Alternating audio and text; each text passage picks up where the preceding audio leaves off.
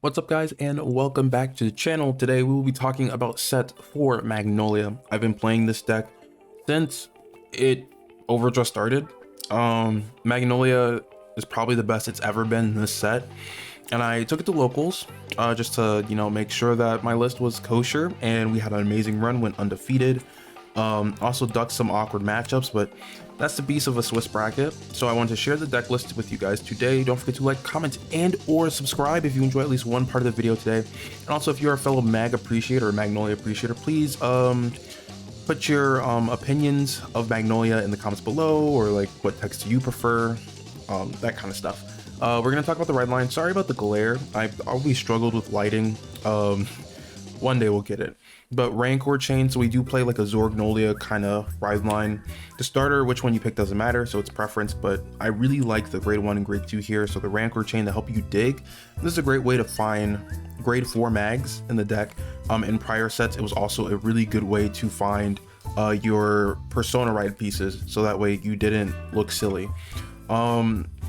Yeah, just good for digging, and a lot of your orders are really good for just gaining card advantage or just like really good utility pieces. Not all of them are created equally. I'll kind of talk about that later in the video.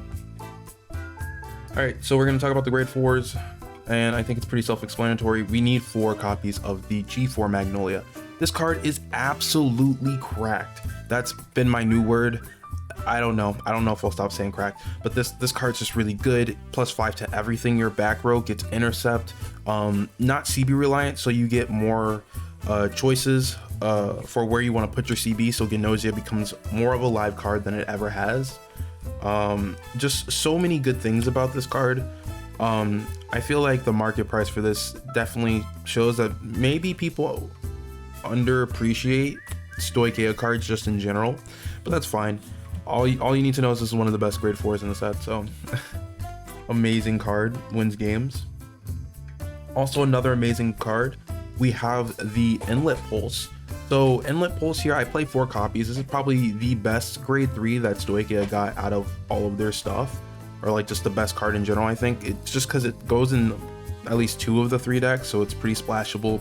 It gives you that extra draw and mag, which is absolutely revolutionary, and it clears boards, so that way you can still have your MPIC skill live on the follow-up turns. So this is great going, your first grade 3 turn when you ride mag. This is good when you go into the G4, and of course when you ride your grade 4 Magnolia over your mag, you get to call a card from Soul. So this also becomes a loopable resource between your G4 Magnolia and your Spiritual Body Condensation order. Just an amazing grade 3. Helps the deck a lot to stay consistent, and means you can run less draw triggers and run more aggressive triggers.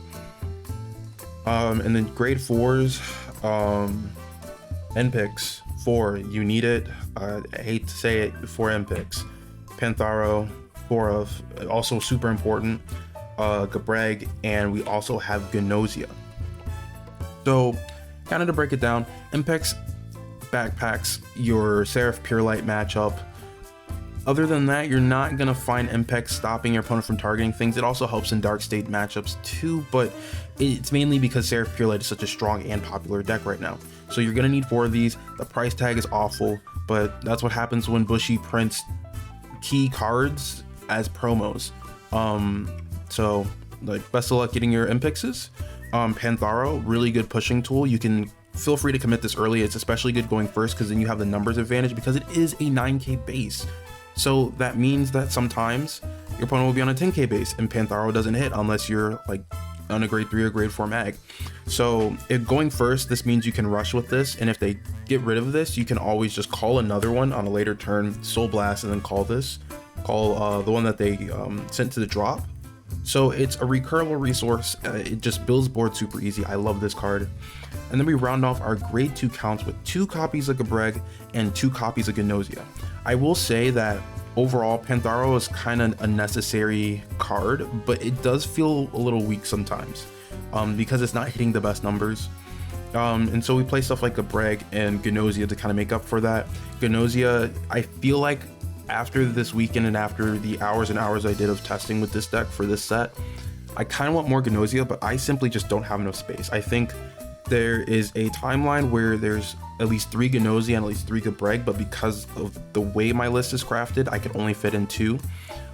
You do see this quite enough, so you really don't need more than 2, but if you feel uncomfortable with 2, you can always up the counts.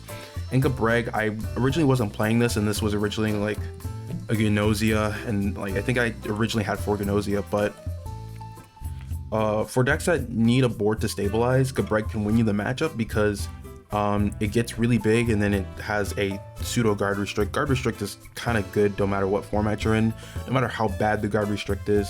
I think the only not relevant guard restrict I've seen in Overdress is Willista's, but that's because Willista's just, you know, she's struggling. But yeah, Gabreg is really good. So just a 2/2 count because of space.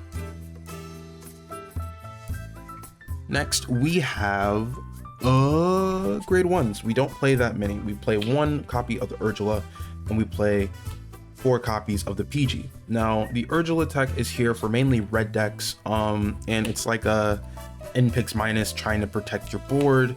Urgula is going to, if you put this behind your Vanguard, your Vanguard can't be targeted for the Mahar Nirvana damage ping. So that's kind of cool. Other than that, you can like put it in the rear. You can use it to help you fix your board, so that way you don't feel uncomfortable committing cards to get optimal pushes in your early turns. It's just a really flexible card, just good as a one of, not much else. And then yeah, we got the PGs kind of here to the side. They're yeah